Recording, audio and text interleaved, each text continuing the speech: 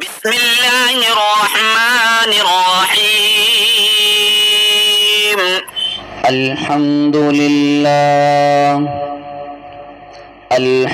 لله نحمده ونستعينه ونستغفره ونؤمن به ونتوكل عليه ونعوذ بالله من شرور أنفسنا ومن سيئات أعمالنا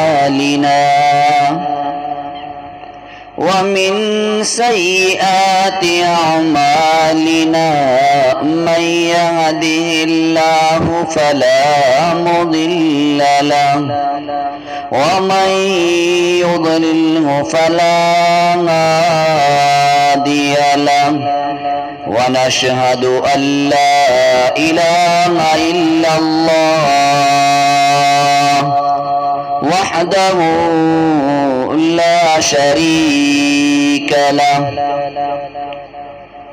ولا نظير له ولا وزير له ولا مثل له ولا مثال له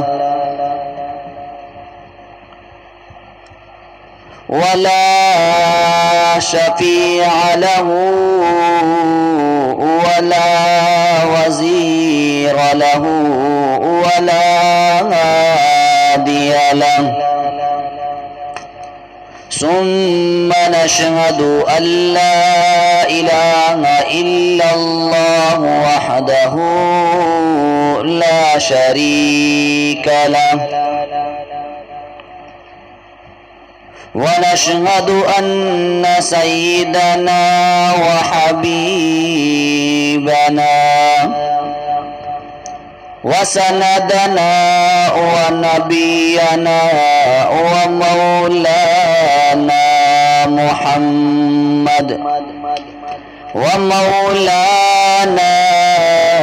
محمدا عبده ورسوله.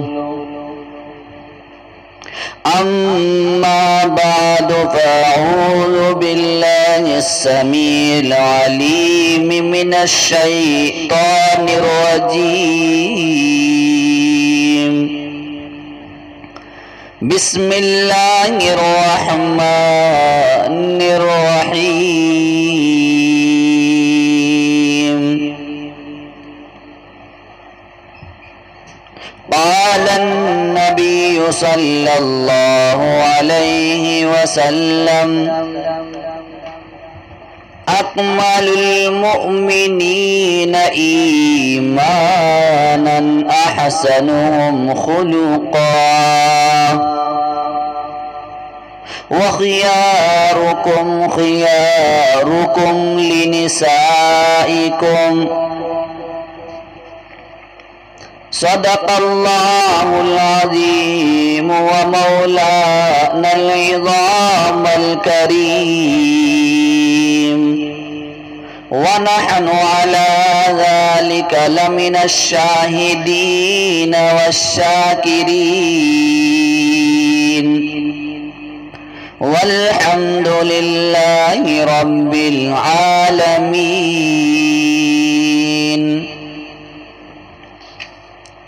میرے محترم بزرگوں اور دوستوں، جیسا کہ آپ سبھی کو معلوم ہے، گزشتہ جمعہ میں نے اصلاح معاشرہ کے اوپر کچھ باتیں بیان کی تھی. اسی کے ساتھ ساتھ میں نے اسلام میں عورت کی کیا کیا ذمہ داریاں ہیں اور شوہر کے کیا حقوق ہیں، اس پر روشنی ڈالی تھی. تو میں نے آج یہی چاہا ہو نہ ہو، آج کا مضمون اور آج کا عنوان شوہر کے اوپر بیوی کی کیا ذمہ داریاں ہیں، شوہر کو بیوی کے ساتھ کیا برتاؤ کرنا چاہیے، معاملات میں بیوی کو کیا نبھاؤ کے انداز اپنانے چاہیے، اور شوہر کو اپنی طرف سے اپنی بیوی اور بچوں کا کیسے دل جیتنا چاہیے۔ اسلام نے مرد پر کیا ذمہ داریاں عائد کی ہیں۔ تو دوستو، مجھے امید ہے آپ بغور سنیں گے انشاءاللہ۔ جہاں تک میری آواز جا رہی ہے، میرے تمام بھائی، تمام دوستوں سے میری گزارش ہے، اخلاص کے ساتھ، توجہ کے ساتھ، عظمت کے ساتھ سنیں۔ نہ معلوم کہ آج کی ان باتوں کو سن کر ہم میں سے کتنے بھائی ایسے ہیں جو سنت رسول اللہ کی مخالفت کر کر اپنی زندگی گزار رہے ہیں اور اپنی زندگی کو بے چینی کے ساتھ جی رہے ہیں۔ سکون ختم، زندگی کی خوشی ختم ہے۔ دوستو، اس کی وجہ صرف اور صرف یہی ہے کہ آج ہم مغربی تہذیب کے پیچھے چل پڑے، محبوب کریم صلی اللہ علیہ وسلم کے لائے ہوئے دین کا ہم نے جنازہ نکالا۔ نہ جانے اس قوم کے اندر، برادری کے اندر کیا کیا خرافات ہم پیدا کر چکے ہیں۔ کیا ہم نے صرف نکاح کو ہی شادی سمجھا ہے؟ نکاح کر لیا بس شادی ہو گئی، اب اس کے علاوہ آدمی کے اوپر کوئی ذمہ داری نہیں؟ ایسا نہیں ہے۔ میں ان بھائیوں سے کہنا چاہتا ہوں جو اسلام کو بدنام کر رہے ہیں اور کرتے آئے ہیں کہ دین اسلام میں عورت کا مقام نہیں، دین اسلام میں عورت کا مرد کے ساتھ میں برتاؤ برابر کا نہیں، ظاہر پر نظر جاتی ہیں۔ وہ کہتے ہیں مرد کے مقابلے میں عورت کو آدھا حصہ دیا جاتا ہے۔ مثلا جیسے کسی کے باپ پر 3 روپے ہوں تو 2 بیٹے کے ہیں اور 1 بیٹی کا ہے، تو مرد کے ہیں تو 1 عورت کا ہے۔ اب ظاہر میں نقصان سمجھ میں آ رہا ہے، نظر آ رہا ہے، مگر کچھ غور کرتے، قرآن کی معلومات میں جاتے، قرآن والوں سے معلوم کرتے، دین والوں سے معلوم کرتے۔ ایک دنیا کا دستور ہے، آپ کو کھیتی کی جانکاری لینی ہے تو آپ ایک کسان سے لوگے، کھیتی کرنے والوں سے لوگے، کاشتکاری کرنے والوں سے لوگے، دکان چلانی ہے تو بازار میں دکان کرنے والوں سے جانکاری لوگے، کپڑے کی جانکاری کپڑے والوں سے لوگے، سونے چاندی کی جانکاری سونار سے لوگے، جوہری سے لوگے، تو دین کی جانکاری بھی ہم کو دین والوں سے لینی چاہیے۔ ہر چیز کا ایک اصول ہوتا ہے، کب کام کرنا ہے، کتنا کرنا ہے، کس سے پوچھ کر کرنا ہے، کیسے کرنا ہے۔ اب ہم نے یہاں دھوکہ یہ کھایا کہ ظاہر میں مرد کو 2 حصے ملے، عورت کو 1 ملا۔ تو میں بتاتا چلوں، ظاہر میں نقصان آپ کو سمجھ میں آ رہا ہے، مگر اسلام نے، دین اسلام نے، مذہب اسلام نے عورت پر ایک احسان کیا ہے۔ مرد کو 2 حصے دیے تو عورت کو 1 حصہ دیا، مگر اس میں آپ غور کریں، مرد کو 2 دے کر اس کی 4 کی ذمہ داری لگا دی۔ مذہب اسلام نے مرد پر اس کا ڈبل لگایا، 2 حصے لینے پر چھٹی نہیں کر دی۔ عورت سے شادی ہوگی، مہر مرد دے گا، گھر کے خرچے مرد چلائے گا، شادی کر لائے گا،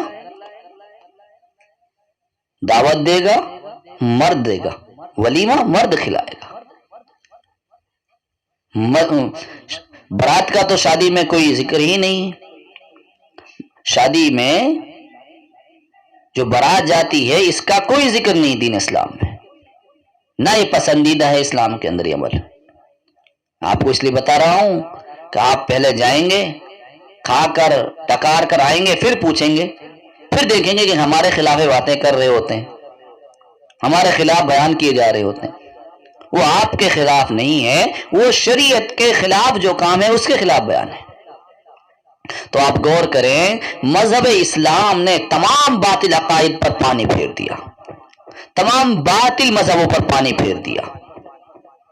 جو عورت اور مرد کی برابری کی بات کرتے ہیں ان کو سمجھا دیا مذہب اسلام نے کہ عورت کو ظاہر میں ایک حق دیا، بظاہر مرد کو 2 حق یہ دیے، مگر مرد کی پوری ذمہ داری لگا دی۔ کما کر مرد دے گا، کھلائے گا مرد، پہننے کا خرچہ مرد دے گا، رہنے کا خرچہ مرد دے گا،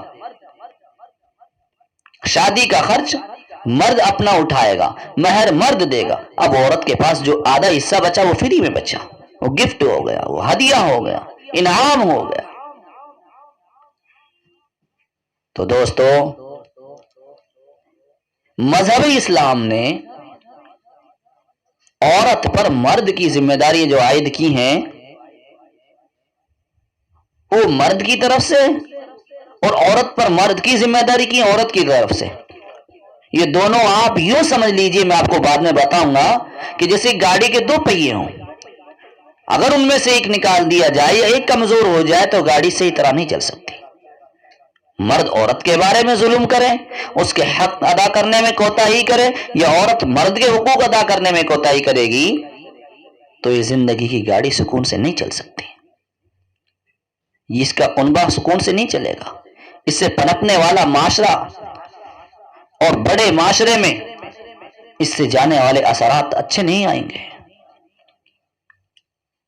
تو اس لیے ہم غور کریں، میری وہ ماں بہنیں جو اسلام پر انگلیاں اٹھاتی ہیں وہ بھی غور کریں کہ عورت کے کیسے مقام کو اللہ نے بڑھایا ہے۔ عورت کو گھر کی زینت رکھے، مرد کی رونق بنایا، گھر کی رونق بنایا، گھر کے اندر رہنے والی مالکہ بنایا، بازاروں کی زینت نہیں بخشا۔ تو آپ غور کریں، مرد کے اوپر بھی مذہب اسلام نے ذمہ داری رکھی ہیں، اور یہ ذمہ داری اسی لیے ہے کہ مرد عورت کے مقابلے میں باہر اور بھیتر کے انداز زیادہ جانتا ہے۔ عورت بچوں کی پرورش ٹھیک سے کر پائے گی، بچوں کے کھان پین کا انداز، بچوں کے پالنے کا انداز عورت سے بظاہر اچھا ہوگا، مرد سے وہ چیزیں نہیں حاصل ہو سکتی۔ تو اس لیے اسلام نے دونوں پہیوں کو برابر سنوارا ہے، نہ عورت مرد کی خلاف ورزی کرے، نہ مرد عورت کی زینت کو داغدار بنائے۔ کیونکہ جب عورت کی عزت مرد کے نظر میں ہوگی تو پھر معاشرے میں بھی عزت آئے گی، گھر والوں کے اندر بھی اس عورت کی عزت آئے گی، بچوں کے اندر بھی عزت آئے گی، چھوٹوں کے اندر بھی عزت آئے گی، بڑوں کے اندر بھی عزت آئے گی۔ تو جو میں نے حدیث مبارکہ آپ کے سامنے پڑھی، ارشاد فرمایا اس میں محبوب کریم صلی اللہ علیہ وسلم نے، اکمل المؤمنین ایمانا احسنهم خلقا وخیارکم خیارکم لنسائکم۔ ایمان میں کامل ترین مومن وہ ہے جو اخلاق میں سب سے اچھا ہو، اور تم میں بہترین وہ ہے جو اپنی بیویوں کے لیے بہترین ثابت ہو۔ فرمایا خیارکم خیارکم لنسائکم، تم نے بہترین وہ ہے جو اپنی بیویوں کے حق میں اچھا ہو۔ ذرا غور کریں، میرے تمام بھائیوں سے میری گزارش ہے، آج وہ سن کر خالی یوں ہی نہ جائیں، کچھ لے کر جائیں۔ آپ میں سے کسی کی بیٹی کے ساتھ، کسی کی بیوی بہن کے ساتھ، کسی کی ماں کے ساتھ، کسی کی بیوی کے ساتھ یہ انداز، یہ ظلم، یہ زیادتیاں کہیں ہو تو نہیں رہی ہیں؟ معاشرے کے اندر یہ حالات بگڑے ہوئے تو نہیں ہیں؟ ذرا غور کریں۔ میاں اور بیوی کے جھگڑے آج آئے دن اخبارات کی زینت بن رہے ہیں۔ کیوں؟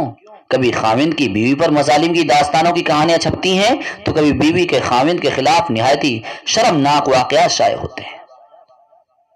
معاشرے میں جس طرح دوسرے بے مثال مسائل پیدا ہو رہے ہیں، ان کی بدبو سے ایک تعفن پیدا ہو رہا ہے، اسی طرح میاں بیوی کے جھگڑے سے، یہ برائیوں سے، اس ناسور پن سے بیٹا، بیٹی، ماں، بہن، بیوی، بچے، سب کا سکون چھنا ہوا ہے، ایک مستقل عذاب بنا ہوا ہے۔ اس پریشانی کے عالم میں فریقین سکون سے محروم ہو چکے ہیں۔ اس مسئلہ کے حل کے لیے دن اور رات بے چین ہے۔ مرد سے پوچھو بے چین، عورت سے پوچھو بے چین، ساس سے پوچھو بہو کے خلاف بولے گی، بہو سے پوچھو ساس کے خلاف بولے گی۔ کیوں؟ کہ ساری ذمہ داریاں نہ نبھانے کی وجہ سے، سیرت مصطفیٰ کو ٹھکرانے کی وجہ سے، عظمت صحابہ کو اپنی زندگی میں سن کر، سمجھ کر، لا کر، جمع کر، جو ہمیں زندگی گزارنی چاہیے تھی اس کے خلاف قدم اٹھا رہے ہیں۔ مغربی تہذیب کے پیچھے پڑنے سے یہ سارے معاملات جو ہمارے ہو رہے ہیں، اور اس کا نقصان جو ہے، وہ نتیجہ جو نکل رہا ہے، وہ ہم فضول بھگت رہے ہیں۔ میں پورے دعوے کے ساتھ، پورے اعتماد کے ساتھ کہتا ہوں، اگر آج بھی ہمارے ماں باپ اور ہماری ماں بہنیں اور ہمارے بھائی سرکار دو عالم صلی اللہ علیہ وسلم کی تعلیمات کا مطالعہ کریں تو انہیں حضور کی بتائی ہوئی زندگی کی قدروں میں سکون ملے گا، اور یہ آئے دن فسادات اور جھگڑے ختم ہو جائیں گے۔ کوئی آزمائے تو صحیح، کوئی بڑھے تو صحیح۔ میاں اور بیوی معاشرے کا، کنبے کا، گھر کا ایک اہم حصہ ہوتے ہیں۔ انہی سے کنبے کے افراد تشکیل پاتے ہیں، انہی سے گھر کی قبیلے کی رونق بنتی ہے، انہی سے ملک اور قوم کو توانائیاں ملتی ہیں، انہی سے افراد بنتے ہیں، اور وہی افراد معاشرے کے تمام شعبوں میں مستقل کردار ادا کرتے ہیں۔ میاں اور بیوی خوشگوار زندگی گزاریں گے تو اولاد اور پورا کنبہ خوشگوار زندگی گزارے گا۔ میاں اور بیوی نت نئے جھگڑے کھڑے کرتے ہیں، دیکھا ہے، تو پھر کیا ہوگا؟ آپس میں سر پھوٹیں گے، گھر میں روزانہ ہنگامہ ہوگا، گالی گلوچ کریں گے، ایک دوسرے پر گندگی اچھالیں گے، تو اس تمام بےہودگی اور بد اخلاقی کا اثر اولاد پر پڑے گا، اور اولاد انہی پریشانی کن حالات کی وجہ سے دل برداشتہ ہو کر بے راہ ہو جائے گی۔ پہلے اس کے اثرات محلہ پر پڑیں گے، پھر وہی وبا شہر اور بستی میں جائے گی۔ اسی طرح یہ تعفن، یہ گند پھیلتا چلا جائے گا، اور پورا معاشرہ اس کی لپیٹ میں آ جائے گا، اور پھر کچھ وہی ہوگا جو کچھ آپ آج دیکھ رہے ہیں۔ ذرا غور کریں، میرے محبوب صلی اللہ علیہ وسلم ہمیں پورا دین دے کر چلے گئے۔ میرے محبوب کریم صلی اللہ علیہ وسلم نے فرمایا، میں تمہیں قرآن اور سنت چھوڑ کر جاتا ہوں۔ زندگی گزارنی ہے قرآن میں تلاش کر لینا، زندگی گزارنی ہے میری سنت میں تلاش کر لینا، میری سیرت میں تلاش کر لینا۔ ہاں، ذرا غور کریں، میاں اور بیوی کی زندگی میں حسن پیدا کرنے کے لیے بھی عظیم ہدایات اور احکامات سے امت کو سرفراز فرما دیا۔ خاوند کو الگ سمجھایا ہے کہ تمہیں بیوی کے ساتھ کیا سلوک کرنا ہے، اور بیوی کو الگ سمجھایا ہے کہ تم نے خاوند کے ساتھ کیا سلوک کرنا ہے۔ اس طرح زندگی کے ان دو اہم شعبوں میں اس طرح رہنمائی فرمائی کہ میاں اور بیوی دونوں ان پر عمل کرنے سے جنت کی نظیر بن جائیں گے۔ ان کی زندگیوں میں جنت آئے گی، جنت کی بہاریں آئیں گی۔ ہاں غور کریں، خاوند کو چونکہ بیوی پر بالادستی حاصل ہوتی ہے تو اسی لیے آپ صلی اللہ علیہ وسلم نے ارشاد فرمایا خیارکم خیارکم لنسائکم، ارشاد فرما محبوب کریم صلی اللہ علیہ وسلم نے تم میں بہترین وہ شخص ہے جو اپنی بیوی کے لیے بہتر ہو۔ ایک جگہ ارشاد فرما محبوب کریم صلی اللہ علیہ وسلم نے، حضرت عائشہ صدیقہ رضی اللہ عنہ روایت کرتی ہیں کہ رسول کریم صلی اللہ علیہ وسلم نے ارشاد فرمایا کامل ترین ایمان والوں میں سے وہ شخص ہے جس کے اخلاق سب سے اچھے ہوں اور جس کا برتاؤ اپنے گھر والوں کے ساتھ سب سے زیادہ نرم ہو۔ رحمت دو عالم صلی اللہ علیہ وسلم نے ارشاد گرامی فرما دیا، خاوند کی صفت بیان فرما دی، تمہارے بہترین ہونے کا معیار تمہارا میاں بیوی سے سلوک قرار پائے گا۔ اگر تمہارے رویے سے، تمہارے برتاؤ سے، تمہارے عمل سے تمہاری بیوی کو تکلیف ہے، تمہارے عمل سے تمہاری بیوی کی زندگی اجاڑ بنی ہوئی ہے، بے چینی زندگی میں آئی ہوئی ہے، تو تمہیں سمجھ لینا چاہیے کہ تمہیں کوئی اچائی نہیں، کوئی خوبی نہیں، کوئی بہتری نہیں، کوئی کمال نہیں، خدا اور رسول کے ہاں تمہارا کوئی مقام نہیں، کوئی قدر نہیں، کوئی قیمت نہیں۔ ہاں اگر تمہارا وجود تمہاری بیوی کے لیے راحت ہے، بیوی کی زندگی تمہارے طرز عمل سے خوشگوار گزر رہی ہے، تو پھر جان لو تم بہترین آدمی ہو، تم بہترین مرد ہو، اور تمہیں اللہ اور اس کے رسول کے ہاں پسندیدہ قرار، پسندیدہ والا تمہیں درجہ دیا جائے گا۔